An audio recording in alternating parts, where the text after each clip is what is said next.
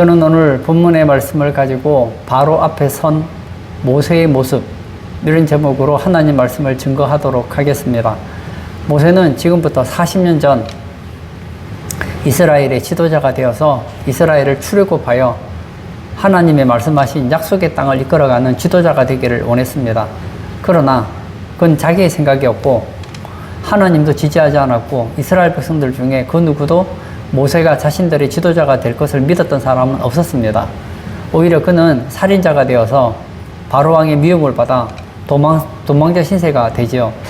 그리고 광야에 나가서 40년 동안 목자 생활을 합니다. 80세 된 모세를 하나님이 부르십니다. 너는 돌아가라. 내가 너를 바로에게 신과 같은 존재가 되게 하겠다. 그러나 애굽의 왕 바로는 그 말을 듣지 않지요. 그래서 이제 10가지 재앙이 일어나게 되는 겁니다. 저는 바로 앞에 선 이 모세의 모습을 통해서 한번 우리의 신앙을 돌아보기를 원합니다. 모세는 구약에서 가장 존경받는 선지자 중에 한 사람입니다. 뿐만 아니라 그는 오늘날로 말하면 목사 중에 목사요, 성도로 말하면 성도 중에 성도라고 할 수 있습니다. 우리의 모본이 되는 우리 모세를 통해서 우리가 어떻게 신앙생활해야 되는지를 한번 살펴보기를 원합니다. 첫 번째, 나이가 80세라고 했습니다. 7절을 제가 읽겠습니다. 그들이 바로에게 말할 때에 모세는 80세였고 아론은 83세였더라. 드디어 80세 된 노인 모세가 바로 앞에 섭니다. 뿐만 아니에요. 그의 형이 대원자가 됩니다. 상식적으로 한 명이 할아버지면 한 명은 좀 젊어야 되는 거 아닙니까? 제가 통역하는 걸 볼 때 한 60살 된 할아버지가 나와서 얘기를 하는데 통역하는 사람이 한 80살 된 할머니가 나와서 통역한다면 모양새가 빠지지 않아요? 오늘 보면 바로에게 말하는 모세도 그렇고 그리고 대언하는 아론도 그렇고 나이가 너무 많아요. 모세는 80세였다. 아론은 83세였다. 이것은 무엇을 말해줍니까? 육적으로 연약하다는 거예요. 다시 말하면 세상적으로 볼 때는 많은 부족함이 있다는 것을 가르쳐주고 있다는 거예요. 하나님께서는 사람을 쓰실 때 어떤 사람을 쓰십니까? 80세 된 모세를 쓴다는 거예요. 83세 된 아론을 쓴다는 것입니다. 여기에 담겨있는 영적인 의미를 깨닫기를 바랍니다. 하나님은 내가 무엇인가 된 것처럼 생각할 때는 하나님은 그 사람을 크게 쓰지 않습니다. 모세의 인생을 크게 세 가지의 구분을 가지고 분석하시는 분들이 있습니다. 처음에 40년, 그 다음에 40년, 또 40년. 처음 40년을 가리켜서 왕자로서의 모세라고 할 수 있겠죠. 그때 모세는 생각했습니다. 나는 무엇인가 할 수 있다. something. 그리고 50, 60, 70, 80이 되어서 광야에서 40년 동안 목자로서 할 때 모세는 생각이 바뀝니다. 처음에 자기는 나는 무엇인가를 할 수 있다고 생각했는데 80세 된 모세는 생각하죠. 나는 할 수 없다. nothing. 그리고 80이 되어서 이제는 아무것도 할 수 없다고 했을 때 하나님이 모세와 함께 하십니다. 그러자 모세는 나는 안 되지만 하나님이 함께 하시니 나는 무엇이든지 할 수 있는 사람이 되었다는 거예요. everything이 사람이 되었다는 거예요. 하나님은 어떤 사람을 쓰십니까? 아, 나는 안 되는구나. 내 실력으로는 안 되는구나. 이걸 깨닫는 사람을 쓰신다는 거예요. 하나님께서 아브라함을 부르십니다. 75세 된 아브라함을 불렀어요. 그리고는 아브라함에게 얘기하시죠. 내가 너로 큰 민족을 이루겠다. 내가 너를 복이 되게 하겠다. 너를 축복하는 자를 내가 복을 주고 너를 저주하는 자를 저주하겠다 했습니다. 75세 된 아브라함이 가나안 땅에 왔어요. 근데 아이가 없는 거예요. 세월은 자꾸 지나갑니다. 80, 81, 82, 85세가 됐는데 아기가 생기지 않는 거예요. 그런데 아직까지는 가능성이 있어요. 그 안에 사라는 아기를 가질 수 없는 몸이지만 아직까지 모세는 아기를 가질 수 있는 몸이란 말이에요. 그래서 그의 아내였던 사라, 이전의 이름은 사레, 이 사라가 얘기하죠. 여보, 하나님께서 우리에게 자식을 준다는 거 나는 믿어요. 그렇지만 나는 아니에요. 당신의 씨만 있으면 되지. 꼭 내가 아니더라도 내 종 하갈을 통해서라도 아이를 가지면 되지 않습니까?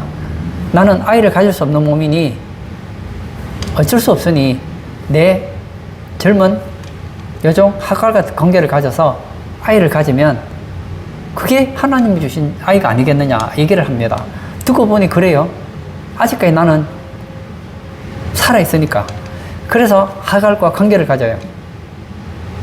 아이를 낳죠. 이스마엘. 얼마나 좋은지. 근데 하나님께서는 아니랍니다. 그리고 세월이 십몇 년이 또 지나요. 이제 아브라함도 이제 남자 구실을 못해요.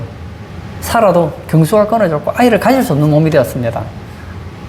처음에 아브라함은 생각했어요. 내 아내는 안 되지만 나는 뭔가를 할 수 있다 생각했습니다. 그러나 거의 100세가 되었을 때에 이제 아브라함은 생각하죠. 난 나이가 너무 많아. 난 안 돼. Nothing 생각했습니다. 그때 하나님께서 아브라함에게 나타나서 아브라함과 대화를 하시죠. 내년 이맘때에 아이가 생길 것이다.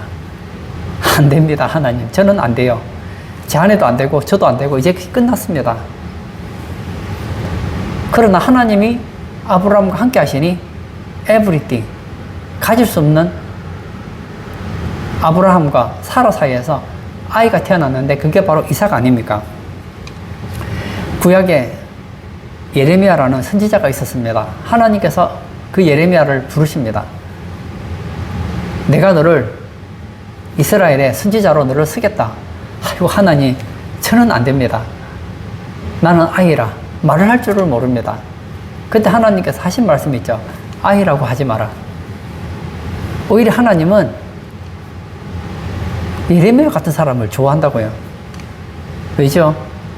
만약 하나님께서 예레미야를 통해 능력이 나타나면 예레미야는 알아요. 이건 내가 아니다. 이건 하나님이 하셨다. 그래서 하나님께서는 때때로 똑똑한 사람, 잘난 사람들도 쓰시지만 그 중심에는 어떤 사람을 쓰시느냐? 내가 아니야. 이건 내가 할 수 있는 일이 아니야. 나는 안 돼. 하지만 하나님께서 나를 통해 하시는 거야. 이걸 깨닫는 사람을 쓰신다는 거예요. 어떤 사람은 하나님 쓰시려고 할 때 알아요. 나는 안 돼. 나는 안 돼. 그리고 거기서 자포자기 하는 사람이 있어요. 이런 사람은 아직도 연단이 덜 된 사람이에요. 아닙니다. 나는 아니에요. 나는 약하고, 나는 배우지 못했고, 나는 건강하지 못하고 부족하지만 하나님이 나를 쓰시기만 한다면 나는 얼마든지 하나님의 사역에 유익하다. 이런 마음이 필요하다는 거예요. 저는 성경을 보면서 신약에서 가장 위대한 사람, 신앙이 좋은 사람, 한 사람을 뽑으라면 저는 바울을 뽑고 싶어요. 이 바울이 얼마나 신앙생활을 잘하는지. 그런데 하나님께서 이 바울을 보니까 바울이 똑똑해요. 그리고 로마 시민권도 있죠. 또 잘났지요. 그러니 자꾸만 자기가 올라오려고 하는 거예요. 그래서 하나님께서 어떻게 하십니까? 그의 인생에 많은 고난을 허락하십니다. 바울이 이런 얘기하죠. 내가 내 마음에 살 소망까지 끊어진 줄 알았다. 이는 우리로 자기를 의지하지 말고 죽은 자를 다시 살리시는 하나님만 의지하게 하심이라. 하나님께서 왜 바울의 인생에 그런 어려움들을 허락하셨을까요? 이 똑똑한 사람들은 어떤 문제가 생기면 자기 실력으로 자꾸 풀려고 하거든요. 하나님을 의지하고 하나님이 도와주셔서 그 문제를 해결하려고 하기보다는 내 능력으로 하려고 하는 경우가 굉장히 많다는 거예요. 그래서 하나님께서는 그의 인생 가운데 어려움을 허락하게 하심으로 아, 나는 안 되는구나. 하나님이 도와주시지 않으면 안 되는구나를 깨닫게 하셨어요. 그뿐만 아니라 그의 몸에 안전장치를 또 하나 넣으셨어요. 그 몸에 사탄의 가시를 주신 거예요. 이 사탄의 가시가 어떤 것인지는 잘 모르겠지만 사도 바울이 정말 하나님을 의지하지 않으면 안 될 만큼 힘든 그런 문제가 바울에게는 있었다는 거예요. 그래서 바울은 알았어요. 내가 약할 그때가 강합니다. 너무 힘드니까, 너무 아프니까, 내 인생을 송두리째 흔들 만한 그런 문제가 있으니까 그 문제 때문에 하나님 앞에 나가지 않을 수가 있습니까? 하나님을 의지하니 하나님이 능력으로 바울과 함께 하세요. 그래서 하나님의 능력이 늘 바울과 함께 했어요. 그래서 바울은 어떤 사람이 되었습니까? 그의 유명한 고백이 있잖아요. 나는 아무것도 아니지만 내게 능력 주시는 자 안에서 내가 모든 것을 할 수 있다. 우리 장로교 창시자, 저는 이 칼빈에 대해서 좀 얘기를 하고 싶습니다. 그는 20대에 기독교 강요라는 기독교의 핵심을 정리한 책을 쓰므로 일약 스타가 됩니다. 그리고 개혁주의 신학의 핵심을 총정리합니다. 이 칼빈은 카톨릭과 싸우기도 하고 그리고 국가에서 추방명령을 당하기도 합니다. 스위스 제네바에서 종교개혁을 14년 동안 하면서 얼마나 많은 싸움을 가졌는지 모릅니다. 그 결과 그는 프랑스와 네덜란드와 스코틀랜드와 영국과 독일, 미국, 한국 기독교에 큰 영향을 미쳤습니다. 이런 칼빈이라면 그 놀라운 업적들, 창세기부터 요한계시록까지 거의 대부분의 주석을 달았던 이 칼빈, 그가 했던 업적들은 10사람, 100사람이 해도 못할 만큼 놀라운 일들을 해냈습니다. 야, 그는 참 대단한 사람이구나 생각하지만 실제로 그는 걸어다니는 종합병원이라고 할 만큼 몸이 약했습니다. 위궤양, 관절염, 천시, 폐병, 결석, 늑막염, 몸이 너무 약해서 저런 사람이 어떻게 종교개혁을 할 수 있을까 생각했다는 거예요. 바울뿐만 아니라 이 칼빈도 마찬가지였습니다. 그는 그 약함 때문에 하나님을 붙잡지 않으면 안 되었단 말입니다. 그리고 그가 죽게 되었을 때에 유언을 하죠. 묘비 없는 무덤에 묻어달라. 혹시나 사람들이 자기를 우상화할까봐 무덤에 묘비도 없게 해달랬다는 거예요. 참 대단하신 분이죠. 저는 오늘 우리 예배 참석하신 성도님들에게도 말씀드리고 싶습니다. 혹시 여러분 중에 인생을 살면서 그런 생각 가지시는 분 계십니까? 나는 돈이 있으니까, 나는 능력이 있으니까, 난 똑똑하니까, 나는 무언가를 할 수 있다. 그러면 모세의 40년의 인생이에요. 그리고 살아보니까 할 수 있을 줄 알았는데 잘 안 돼요. 아, 나는 아무것도 아니구나. 그러면 여러분은 80세 된 모세의 모습입니다. 근데 여기서 끝나면 안 돼요. 어떻게 하시자고요? 내가 약할 그때가 강함이라. 나는 안 되지만, 나는 부족하지만 하나님 붙잡으면 된다는 거예요. 그러므로 여러분의 약함을 보지 마시고 하나님의 강함을 보시고 여러분의 무능을 보지 마시고 하나님의 전능을 보심으로 하나님이 기뻐하는 그런 사역들을 감당하시는 복된 성도님 되시기를 축복합니다. 바로 앞에 선 모세의 모습 첫 번째, 나이가 80세였다고 했습니다. 이것은 육적으로 연약함을 보여준다는 거예요. 두 번째, 여호와께서 명령하신 대로 행하였다 했습니다. 20절을 제가 또 한번 읽어볼까요? 모세와 아론이 여호와께서 명령하신 대로 행하여 라고 했습니다. 여기서 여호와께서 명령하신 것이 대체 무엇입니까? 하나님께서는 애굽의 왕 바로가 모세 얘기를 듣고 이스라엘 백성들을 내보내지 않을 것을 잘 알고 있었습니다. 그래서 어떻게 하죠? 10가지 표적을 보여주시겠다 하셨습니다. 그 첫 번째가 뭐죠? 모세로 하여금 지팡이를 가지고 나일강을 가리키게 하는 거예요. 물이 있는 곳을 향하여 지팡이를 뻗게 하는 거예요. 그러면 뭐가 된다고요? 물이 피가 된다는 거예요. 여러분, 그런 거 보신 적이 있으세요? 내가 손을 뻗었더니, 내가 지팡이를 뻗었더니 멀쩡한 물이 피가 된대요. 말이 안 되잖아요. 말이 안 되잖아요. 그러나 모세는 알아요. 신앙이란 내 생각대로 하는 게 아니에요. 신앙이란 하나님께서 하라고 하는 걸 하는 것이 신앙이란 말입니다. 그래서 오늘 성경에 보면 모세와 아론이 여호와께서 명령하신 대로 행했다 했습니다. 이것은 하나님 말씀에 순종하는 모습을 보여준다는 거예요. 여기서 명령하신 이 단어를 보았더니 위탁하다, 지정하다, 위임하다 이런 뜻을 가지고 있습니다. 모세와 아론은 여호와께서 명령하신 것, 하나님께서 그에게 위탁하시고 지정하시고 위임하신 그것을 그대로 순종했다는 거예요. 하나님은 어떤 사람을 좋아하십니까?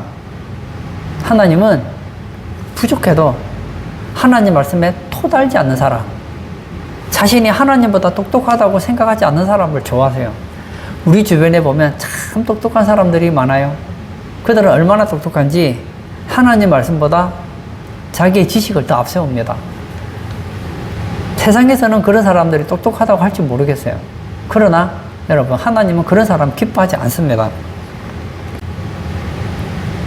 이스라엘의 초대 왕이 사울이었고 2대 왕이 다윗이었잖아요. 이 사울 왕과 다윗 왕의 결정적인 차이가 무엇이었습니까? 사울 왕은 왕으로서 정말 열심히 살았어요. 그러나 하나님이 주시는 명령에 대해서 그렇게 심각하게 생각하지 않았다고요. 하루는 사무엘 선지자가 사울 왕에게 얘기를 하죠. 아말렉을 쳐서 멸하라.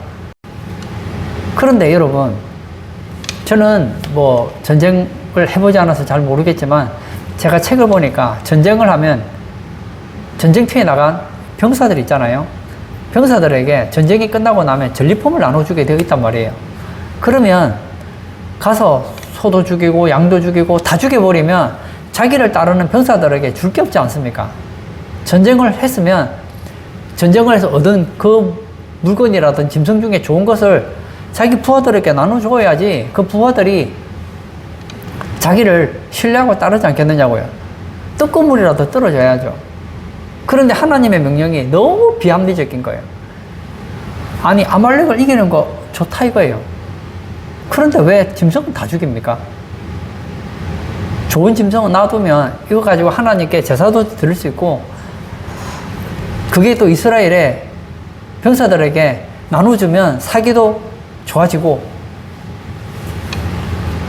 자기에게도 좋은 수입원도 되고 다다익선 아닙니까? 그래서 병든 건 죽였지만 좋은 건 안 죽여요. 또 아말렉 사람들도 다 죽이지도 않았어요. 사울 나름대로 변명이 있죠. 사울 왕은 생각하죠. 아, 이 중에서 좋은 것은 하나님께 드리면 죽이는 것보다 낫겠다. 누구 생각이죠? 사울 왕의 생각이에요. 그러나 하나님께서는 기뻐하지 않았습니다. 순종하는 것이 제사 드리는 것보다 나아요. 그걸 몰랐어요. 다윗은 어떻습니까? 다윗은 뭐 흠도 없고 티도 없는 사람입니까? 어이는 없나니 하나도 없습니다. 다 약점이 있어요. 그러나 그의 중심에는 순종하겠다는 자세가 있었다는 거예요. 다윗은 시편 곳곳에서 나의 주, 나의 왕, 나의 하나님 이런 고백을 종종 합니다. 하나님은 누구시라고요? 주인이시다. 하나님이 나의 주인이시라면 나는 하나님 말씀에 순종해야 되는 거 아닙니까? 그 중심이 있었다는 거예요. 자기가 왕이죠. 이스라엘의 왕이에요. 최고의 통수권자입니다. 그럼에도 불구하고 다윗은 아니야. 이 나라의 진짜 왕은 내가 아니고 하나님이시다. 그런 마음으로 살았다는 거예요. 오늘 예배 참석하신 사랑하는 성도님, 우리가 순종에 대해서 생각할 때에 여러분을 너무 대단하게 생각하지 마시기를 바랍니다. 내가 들어보고 내 생각에 맞으면 내가 순종하겠지만 내가 생각할 때 순종할 만한 가치가 없다고 생각하면 저는 순종하지 않겠습니다. 아니에요. 여러분이 순종하고 안 하고는 두 번째 문제예요. 하나님 말씀은 항상 옳습니다. 여러분은 지금까지 인생을 살아가면서 많은 공부를 하셨을 겁니다. 또 다양한 강의도 들으시고 다양한 문화를 접하고 여러분 안에서 여러 가지 형성된 생각들이 있을 거예요. 그 생각을 하나님 말씀과 한번 비교해 보세요. 하나님 말씀과 틀리면 여러분 무조건 틀린 거예요. 세상에서 무슨 얘기해도 하나님 말씀과 틀리면 그건 무조건 나쁜 거예요. 동성애가 좋은 것입니까? 나쁜 것입니까? 모릅니다. 솔직히 말하면 몰라요. 사람은 악한 존재입니까? 날 때부터 악한 존재입니까? 선한 존재입니까? 모릅니다. 한쪽에서는 사람은 날 때 착하다 그러고 한쪽은 나쁘다 그래요. 누가 맞습니까? 몰라요. 동성애를 인정하는 것이 좋은 겁니까? 동성애를 인정하지 않는 것이 나쁜 것입니까? 몰라요. 모든 종교에 구원이 있다는 것을 인정하는 것이 좋은 것입니까? 인정하지 않는 것이 좋은 것입니까? 정직하게 말하면요. 인간의 지식이라는 것은 단편적이기 때문에 절대적인 진리가 없단 말입니다. 어제의 지식이 어제는 맞았는데 내일 되면 틀릴 수 있다고요. 그러나 우리 하나님의 지식은 완전합니다. 하나님의 말씀은 절대 맞습니다. 그러므로 하나님이 좋다 그러면 그건 좋은 것이고 하나님이 나쁘다 그러면 나쁜 것이라고요. 저는 우리 성도님들이 하나님 말씀에 토달지 않기를 바랍니다. 순종에 대해서 참 신앙의 인물들이 멋진 말들을 했어요. 제가 한번 읽어볼 테니까 한번 들어보세요. 마틴 루터가 이런 말을 했습니다. 진실된 신자는 왜라는 의문을 십자가에 못 박고 의문 없이 순종하는 사람이다. 누가 진실된 신자라고요? 왜? 하나님 말씀하셨지만 왜? 이게 왜 나빠? 이걸 왜 순종해야 되지? 이것을 십자가에 못 박고 의문 없이 순종하는 자가 진실된 신자라는 거예요. 토마스 왓슨이라는 분이 이렇게 얘기했습니다. 하나님께 순종은 의무가 아닌 특권이다. 하나님은 우리에게 유익되는 것만을 명하시기 때문이다.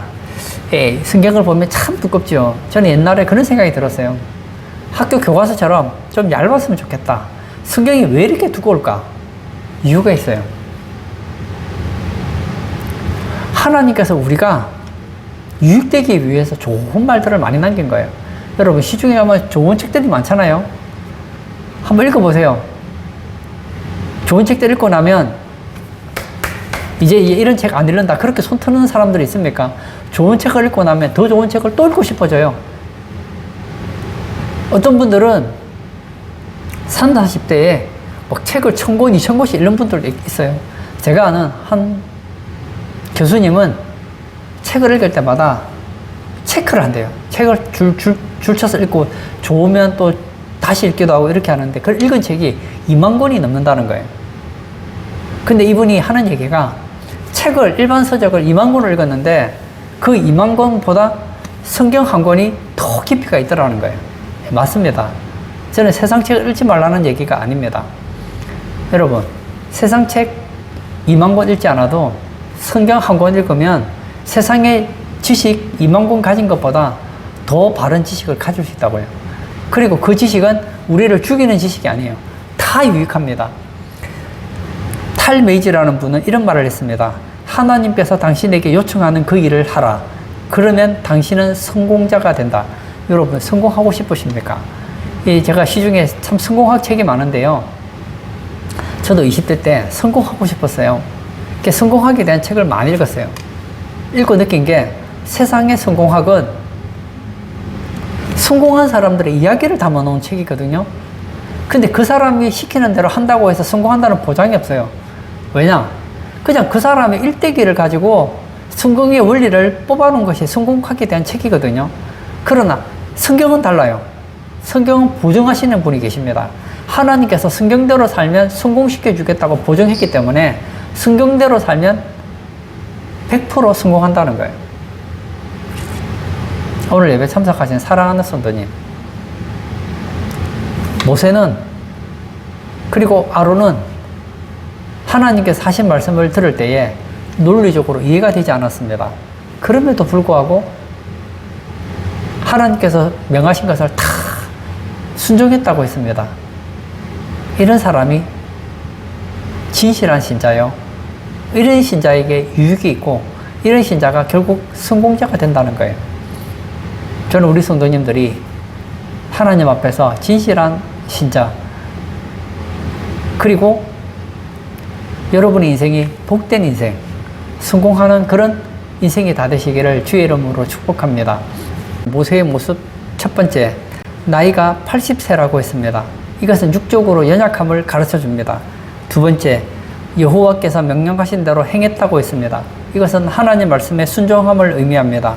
세 번째, 나일강을 피로 변하게 했다고 했습니다. 20절을 제가 다시 읽겠습니다. 모세와 아론이 여호와께서 명령하신 대로 행하여 바로와 그의 신하의 목전에서 지팡이를 들어 나일강을 치니 그 물이 다 피로 변하고, 모세와 아론이 여호와께서 명령하신 얘기를 듣고 행했습니다. 어떻게 행했습니까? 바로와 그의 신하의 목전에서 지팡이를 들어 나일강을 쳤습니다. 그랬더니 물이 피로 변했다는 거예요.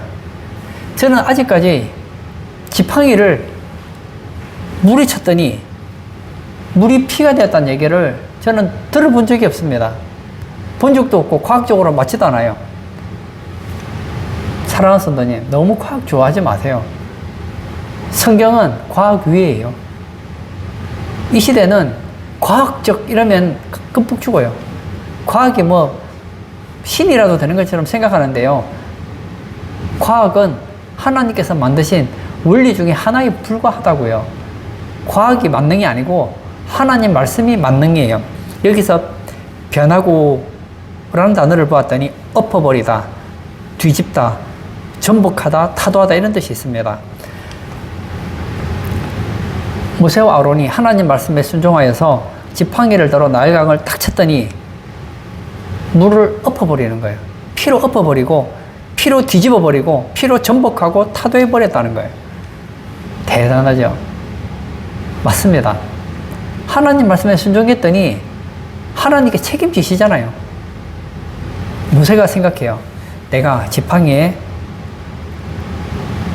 능력이 있다고 나는 믿어. 내가 이 지팡이를 가지고 나일강에 대면 물이 피가 될 거야. 안 돼요. 왜냐? 우리는 물을 피로 바꿀 수 있는 능력이 없기 때문입니다. 그러나 하나님께서 하라고 하시면 그 보증은 하나님이 하셨기 때문에 된다는 거예요. 가나 혼인잔치에 포도주가 떨어졌습니다. 그때 예수님께서 하인들에게 얘기하죠.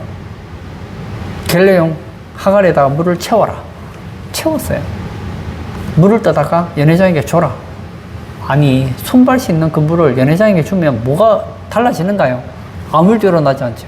그러나 시키니까 해봤어요. 하라니까 했습니다. 했더니 물이 변하여 포도주 됐네. 이전보다 더 좋은 포도주로 바뀌었다는 거예요. 기적은 누가 일으킵니까? 하나님 말씀에 토달지 않는 사람. 하나님 말씀하시면 이해는 안 돼도 논리적으로 납득은 되지 않아도 하나님 말씀이니까, 하나님께서 말씀하셨으니까, 하나님이 하기를 원하시니까 해보는 거예요. 하면 결과는 하나님께서 책임지신다는 거예요. 10가지 재앙을 일으키고 결국은 출애굽을 하죠. 하고 하나님께서 이제는 놀라운 일들을 일으키십니다. 하늘에 이 셰키나라는 하나님의 영광의 구름이 둥실둥실 떠다닙니다. 구름은 바람에 따라 움직이는데 이상해요. 이 구름이 이스라엘 백성을 이끌어가는 거예요. 구름이 앞을 향해 가면 이스라엘 백성들도 따라가요. 구름이 멈추면 이스라엘 백성들도 멈춥니다.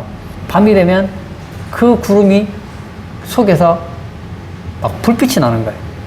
하나님의 영광이 있어요. 그 구름이 인도하는 대로 따라갔더니 어디로 갑니까? 홍해 바닷가로 데려가는 거예요. 아니, 지금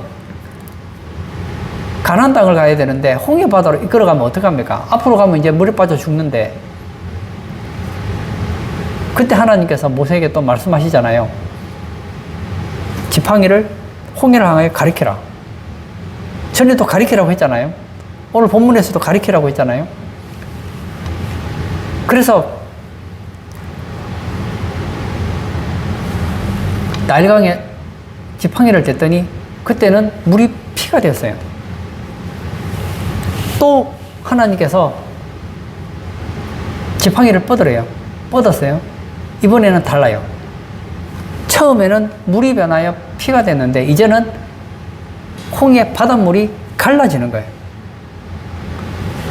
똑같이 지팡이를 물을 향해 가리켰는데 한 번은 물이 피가 되고 한 번은 바다가 갈라져요. 물이 갈라져요. 어떻게 이런 일이 일어날 수 있습니까? 하나님이니까 가능한 거예요. 하나님에게는 불가능이 없습니다. 저는 우리 성도님들이 성경을 가까이 하기를 바랍니다. 성경을 보다가 야, 이 말씀 참 좋은 말씀이다. 이 말씀대로 순종해야지. 아멘. 계속 그러시기를 바랍니다. 그러다가 또 성경을 봤는데 이 말씀은 너무너무 순종하기 싫은 거예요. 이건 아닌 것 같아요. 내가 생각할 때 전혀 아닌 것 같아요. 그때도 순종해 보세요. 그때 기적이 일어나요. 예수님께서 예루살렘을 가다가 한 동네를 거쳐서 가고 있습니다. 그때 한 사람이 소리를 지르죠. 다윗의 자손 예수여, 나를 불쌍히 여기소서. 바디메오예요. 바디메오는 아들이에요. 디메오의 아들이 바디메오예요. 근데 디메오의 뜻이 맹인이라는 뜻이거든요. 바디메오라는 말은 아버지가 맹인이었다는 거예요. 자기도 맹인이에요. 아버지도 맹인이고 자기도 앞을 보지 못해요. 근데 예수님이 지나가는데 소리를 지르는 거예요. 나를 불쌍히 여겨달라고. 예수님이 불러요. 얼마나 좋은지 다 집어 던지고 달려가는 거예요. 어떻게 달렸는지는 모르겠지만 하여튼 예수님 앞에 나아갔어요. 무엇을 원하느냐? 보기를 원합니다. 왜 이렇게 나가죠? 이 바디메오에 한 가지가 있었던 거예요. 예수님이 원하시면 나는 눈을 뜰 수 있다. 예수님은 내 눈을 뜨게 할 수 있는 능력이 있으신 분이다. 예수님 말씀에는 능력이 있다. 그래서 예수님께서 이 바디메오의 눈을 뜨게 해주시잖아요. 하나님 말씀에는 능력이 있습니다. 모세는 진짜 아무것도 아니에요. 바울도 아무것도 아니에요. 저도 아무것도 아니에요. 우리도 솔직히 말하면 아무것도 아니에요. 그러나 우리가 하나님 말씀에 순종하면 우리는 아무것도 아닌 사람이 아닙니다. 이제는 무엇이든지 할 수 있는 사람이 됩니다. 저는 바울이 했던 얘기로 말씀을 마무리 지으려고 합니다. 바울은 알았어요. 인생을 살면서 그는 많은 인생의 경험을 했습니다. 기적도 엄청나게 이루었고 죽은 자를 살리기도 하고 병든 자를 고치고 귀신도 쫓아내고 수많은 역사들을 일으켰습니다. 그는 알았어요. 이건 내가 아니다. 이건 내가 한 게 아니다. 내게 능력 주시는 자 안에서 내가 모든 것을 할 수 있다. 나는 아무것도 아니지만 주님이 나와 함께 하시면 할 수 있다 믿었습니다. 오늘 예배 참석하신 사랑하는 성도님, 여러분은 아무것도 아니지만 여러분이 여러분을 볼 때도 나는 아무것도 아니야 생각할 수 있을지 모르겠어요. 그렇지만 하나님께서 여러분과 함께 하신다면, 여러분이 하나님 말씀 붙잡고 나아갈 수 있다면 여러분은 아무것도 아닌 사람이 아니라 기적의 사람이 된다는 거예요. 성경이 말하는 형통한 사람이 될 수 있다는 거예요. 오늘 예배 참석하신 우리 성도님들은 바로 앞에 선 모세의 모습이 아니라 우리 성도님들의 모습이 되시기를 주의 이름으로 축복합니다. 아멘. 이 시간 한번 같이 기도하기를 원합니다. 많은 분들은 그래요. 하나님, 저는 너무 늙었어요. 저는 무식해요. 저는 건강이 없어요. 저는 안 돼요. 그래, 맞아요. 안 됩니다. 모세도 안 돼요. 여러분도 원래 안 되는 거예요. 저도 안 돼요. 하지만 하나님이 여러분을 쓰려고 할 때 안 된다고 말하지 마십시오. 하나님께서 여러분에게 무엇인가를 요구할 때 이해되지 않더라도 한번 순종해 보세요. 그러면 여러분은 무엇이든지 할 수 있는 사람이 됩니다. 이 시간 기도할 때 하나님 핑계대지 않고 나의 연약함을 핑계대고 하나님 말씀에 불순종하는 인생이 아니라 나는 부족하고 나는 연약하고 나는 아무것도 할 수 없다 하더라도 주님이 시키시면 말씀에 저는 순종하겠습니다. 하나님의 영광을 바라보며 하나님의 능력을 기대하며 순종하는 그런 인생 되게 해달라고 우리 다 같이 기도하도록 하겠습니다.